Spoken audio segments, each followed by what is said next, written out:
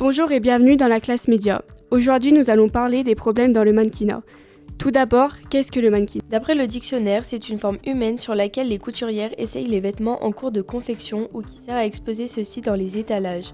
L'industrie du mannequinat est pourtant souvent critiquée. Dans cette profession, il y a énormément de concurrence pour ce début, ce qui crée forcément beaucoup de jalousie et de rivalité. Un autre point noir dans cette profession est certainement l'abus de faiblesse et de harcèlement physique et moral. En effet, certains responsables dans les maisons de mode ou encore des directeurs de casting n'hésitent pas à user de leur influence et de leur supériorité auprès des mannequins. Mais dans quel but ? Prenons l'exemple de Jennifer Sky, une ancienne mannequin qui a dénoncé son agence car durant ses shootings, elle était maltraitée.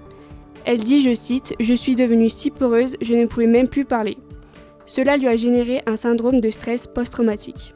Alors qu'il pensait que j'avais totalement disparu, je souffrais en fait d'un syndrome de stress post-traumatique. En effet, pour maintenir une certaine maigreur, certains directeurs abusent mentalement et physiquement de leurs mannequins en exerçant des pressions qui entraînent souvent des problèmes mentaux.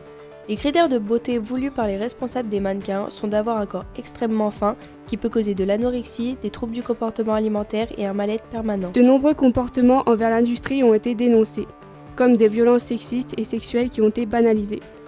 En effet, selon sudouest.fr, Gérald Demary, ancien directeur de l'agence de mannequins Elite, était accusé par plusieurs femmes de viol ou d'agression sexuelle, mais l'affaire a été classée sans suite en septembre 2020. Tous ces problèmes impactent pas seulement les mannequins, mais aussi les enfants et adolescents qui complexent de ne pas rentrer dans les cases de la société, car l'image renvoyée du corps des mannequins peut générer un sentiment d'infériorité. De plus, le mannequinat présente un autre problème, lequel ? La contribution à la surconsommation et au gaspillage, les publicités et défilés nous poussent sans cesse à acheter les nouveautés au niveau des vêtements, du maquillage et d'autres produits commerciaux.